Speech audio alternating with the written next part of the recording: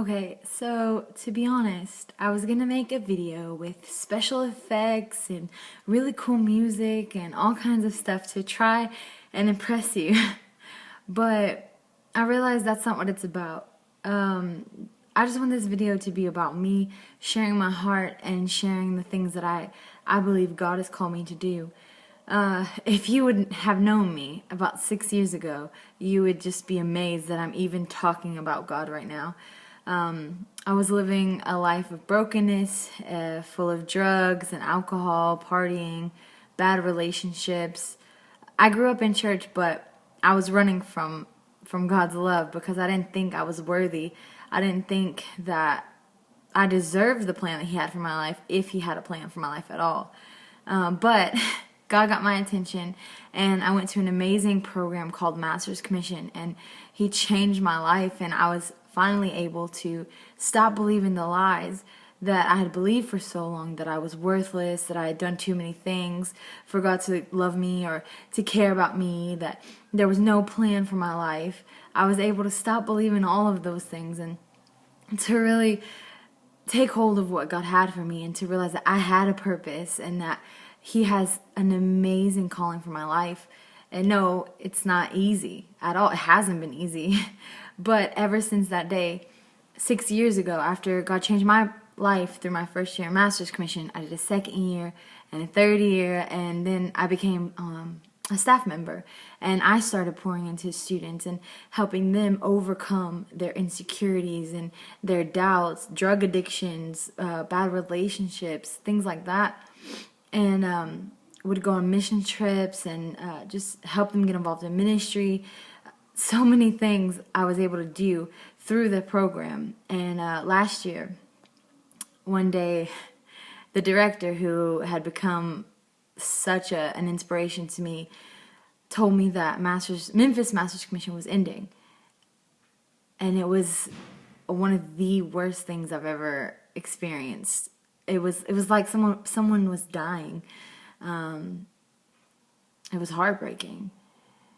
And I didn't know what God was doing and why He was being so mean to me.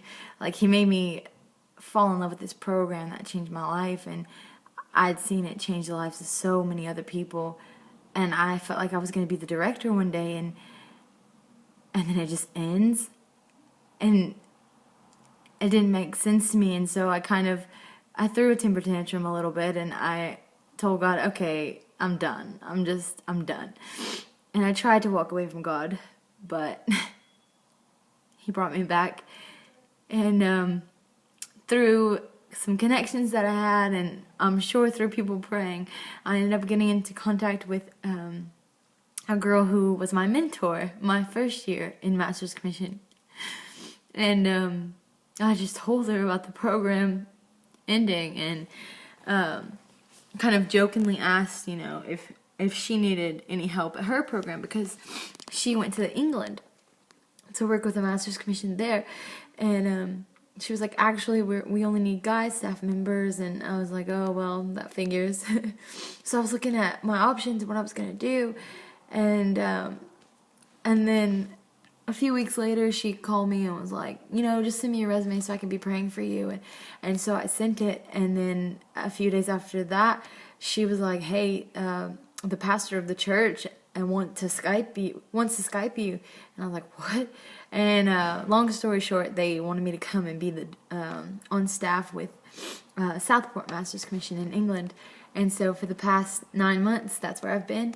And it was so unexpected, because in my mind I was like, I could never go to another Master's Commission. It's Memphis all the way. But I realized that I wasn't necessarily called to this city.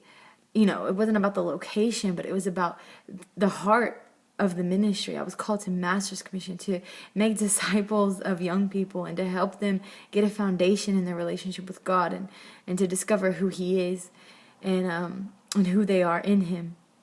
And so I've been on staff with Southport Master's Commission, and this next year I've been asked to become the daily director, along with my mentor from my first year, as she will be the director of discipleship. And so it's just incredible to see how God has brought me almost full circle. You know, I was with Tara as a rebellion. I was a rebellious first year. She was my leader. We didn't really get along. I went through all this stuff, and I wanted to become the director, and then God took it away, and then lo and behold, I'm directing with my mentor.